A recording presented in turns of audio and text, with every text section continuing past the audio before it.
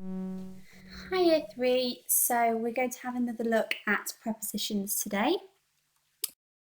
To pause the PowerPoint at any point that you like. So just to recap our writing ladder for the Pentecost term.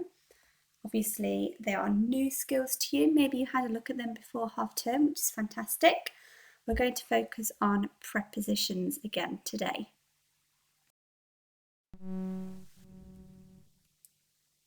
So what is a preposition? So hopefully you can remember this from the previous PowerPoint. It's a word that tells you where or when something is in relation to something else. You can think of lots of examples. Let's have a look at some that I've written. The Year 3 children sat on the carpet ready to learn.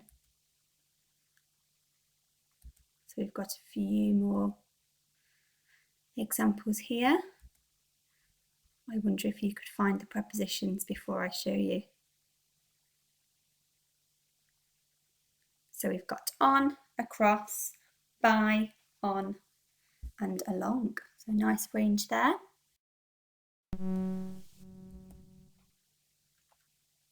So can you think of any other prepositions?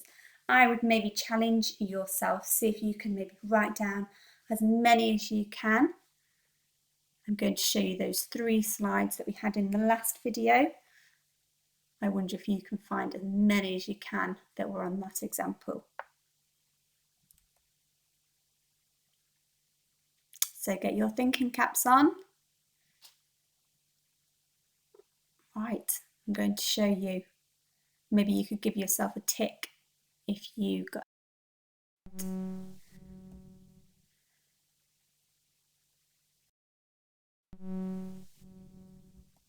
Here are some more examples. And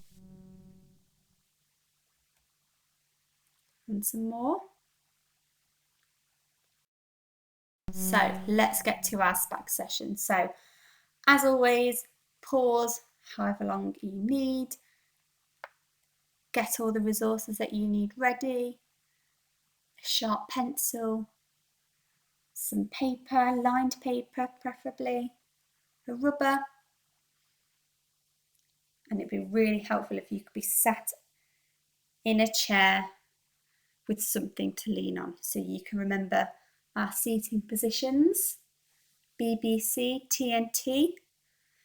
That can help you do your best handwriting during the SPaG session as well. So to start with, let's see if you can remember and you can verbalise your understanding of what a preposition is.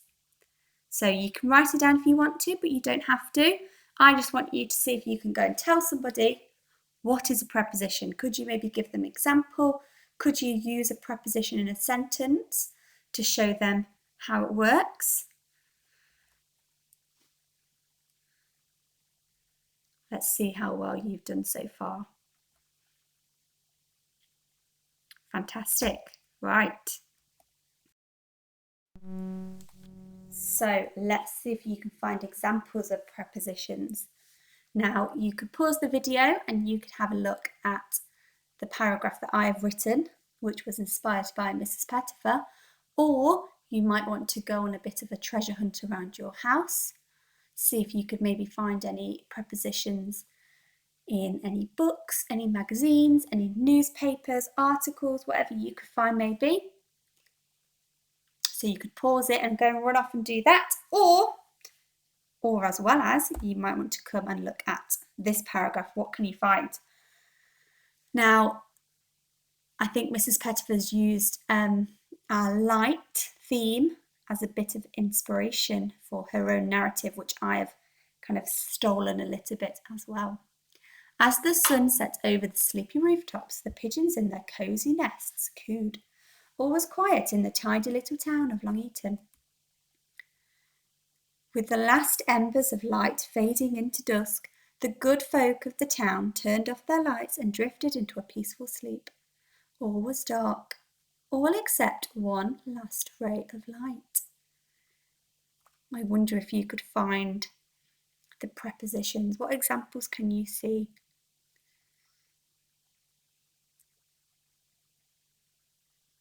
I can see in their cosy nests, over the sunset, over the rooftops, in the tidy little town, fading into dusk,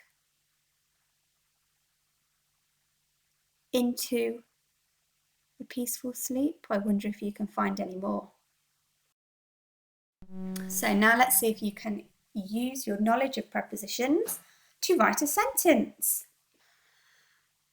So this last ray of light, we're going to say that it is in the light room, our special light room. So I'm going to ask if you can write a sentence using a preposition about the light room, where that last ray of light is. Now I've done an example to show you how I interpreted that. The remaining ray of light shot through the glass window and found itself in the light room of English Martyrs, a special place in our school. I've used quite a few there actually. In, through, in. I wonder if you can write your own sentence about that remaining ray of light and our light room.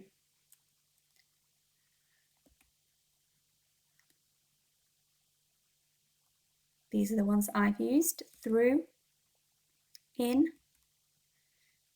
I wonder if you could maybe use more than one in your sentence like I have done.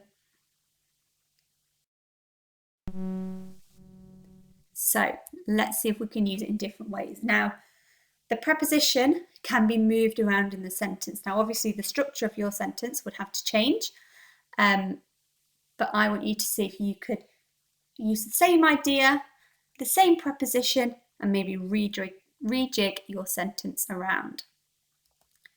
So, there's my sentence that I wrote before. Hopefully you've spotted that I've used a comma instead of a full stop. There's a little typo there. It's not the end of the world. I'm going to learn from it next time. So I've changed it. I've still got through, I've still got in, but this time we've got in the light room of English Martyrs. The remaining ray of light shot through the glass windows. So same concept, same prepositions, but I've mixed and restructured my sentence. So I've written a new sentence here.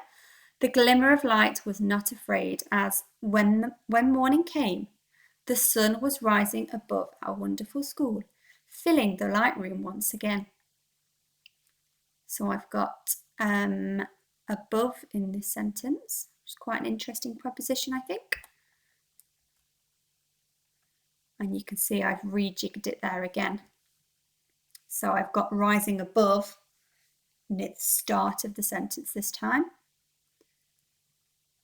I wonder if you could do that with the sentence that you wrote on the previous slide. It can be quite difficult. It might take you a few times. I tend to say it out loud before I write it down. It helps me. It helps me make sure it makes sense. Thinking about how I can structure my sentence in different ways.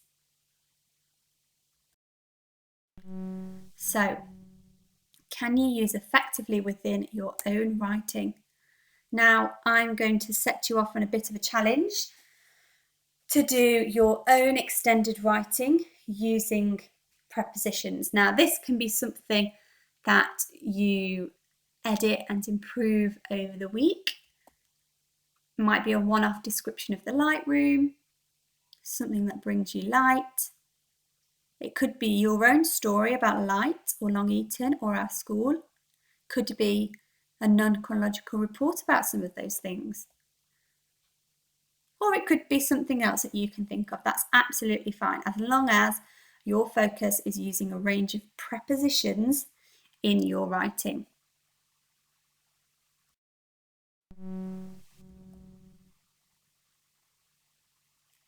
So you might need to pause the video now.